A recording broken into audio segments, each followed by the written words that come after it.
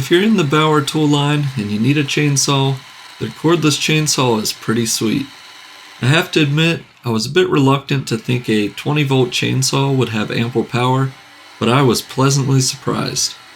I bought my first one in September of 2021 at full price for $69.99.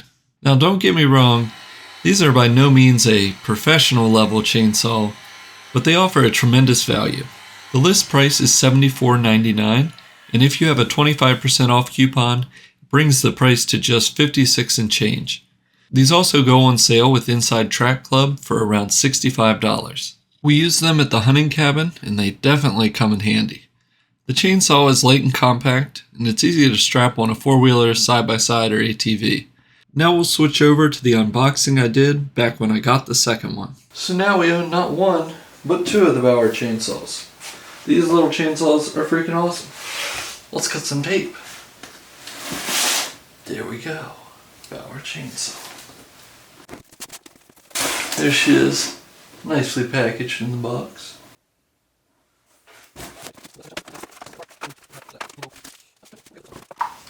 Boom. Use oil. Alright. I don't think that was installed on my other one. They screwed it in. The Bauer Chainsaw has a really simple design, and you don't have to worry about bringing any tools along. There's a drive sprocket, press block, support plate, and guide bar. The best part is, you don't have to know any of the names to figure this chainsaw out. I didn't, but I just looked them up so I can make this video. Alright, so here's the drive sprocket. This is what spins the actual chain. This is the press block. It has two raised sections where the guide bar slides away from the saw body and creates tension on the chain. And this little hole is your best friend. Bar and chain oil comes out here to lubricate the bar, and you guessed it, the chain. If you don't add oil, nothing will come out, and you'll ruin the chain, burn it up, and or ruin the guide bar. So add oil. It goes here. The following demonstration is for entertainment purposes only. This does not add oil to the saw. Okay, jokes aside, this is how to attach the guide bar and tighten the chain on the Bauer Chainsaw. First, get the chain lined up in the track of the guide bar.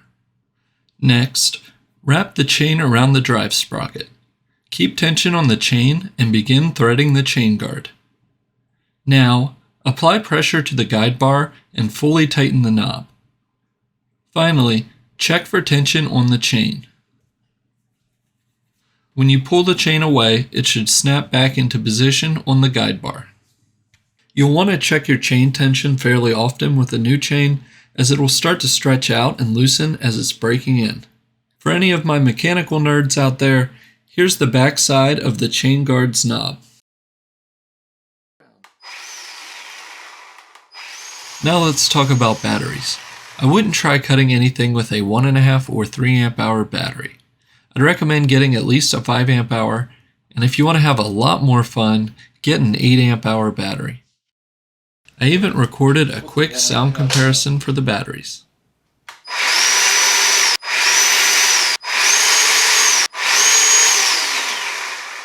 So one thing I would recommend is to get yourself a container, because once you put oil in this thing, it will leak into your car. So here's my little tub. Boom. No oil in the car. Good to go. So I just wanted to point out that they went to all the trouble to put the bar and chain oil in this little bag, and there's holes in the little bag, so it's still going to leak out of the little bag. Alright, now we're at the hunting cabin. Please ignore the pole saw on the front of the four-wheeler. That video is coming up soon, but I didn't have any footage showing the scenery around the cabin. Now would also be a great time to hit that like button and subscribe to my channel. As you can see with the hunting cabin, there's a tree or two that could potentially fall and block the path.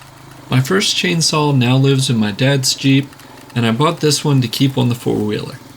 As with most of my videos, random things go wrong, and this one is no exception. I was ready to create glorious footage chopping trees, and I had the 8 amp hour battery ready to go.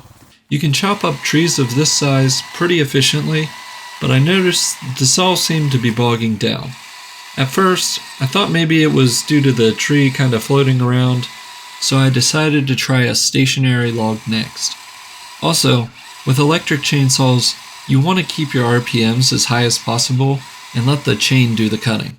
If you try and push down while cutting, you'll just bog down the motor. So in this clip, I'm not releasing the trigger or pushing down, but the saw keeps cutting out. I'll turn it up and just shut up for a minute.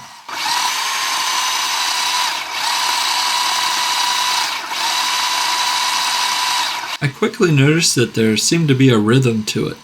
I used to play drums, so I broke out my counting fingers. This is useful because I can only count to 4. I can only count to...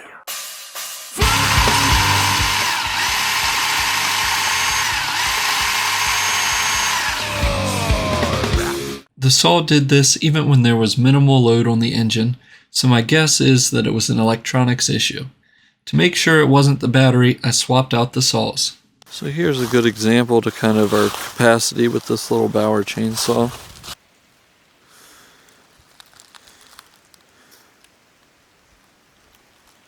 So we're going to try and cut that up. I started backing the bar out here because I could feel it starting to pinch. Swap to the other side to continue the cut. Rolled the log over. And here I started to pinch again, so I started cutting out a wedge.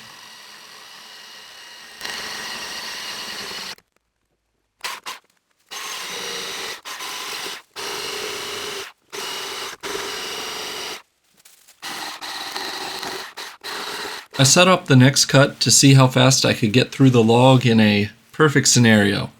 I also wanted to get a close-up, slow-motion shot, but I doubt that's really beneficial to my review. I'm going to be swapping out the bad saw the next time I go to Harbor Freight. One testament I will give to my local Harbor Freight is they've never given me any type of hassle when returning or replacing things. If something is just junk or it breaks, they give me my money back or replace it right away. I'm brutally honest with them sometimes, and I'm happy with the vast majority of products I've purchased. As of this video, I'm totally unaffiliated, and this isn't any kind of paid promotion. I will take a moment to caution you before you purchase this saw. It is a chainsaw. It's electric and small, but it's still a sharp chain spinning really fast. Find someone who can show you the basics, or at the very least, hit up YouTube. I hear they have videos for everything. It definitely beats having a kickback and catching the saw with your face. Please be sure to like and subscribe. I've got a bunch of videos coming up involving mag drill, MIG welding, fabrication, a pole saw, and other tool reviews. I'm also planning on doing the ultimate Bauer Fanboy video at some point. Take care, and hopefully this video was able to answer any questions you had about this saw.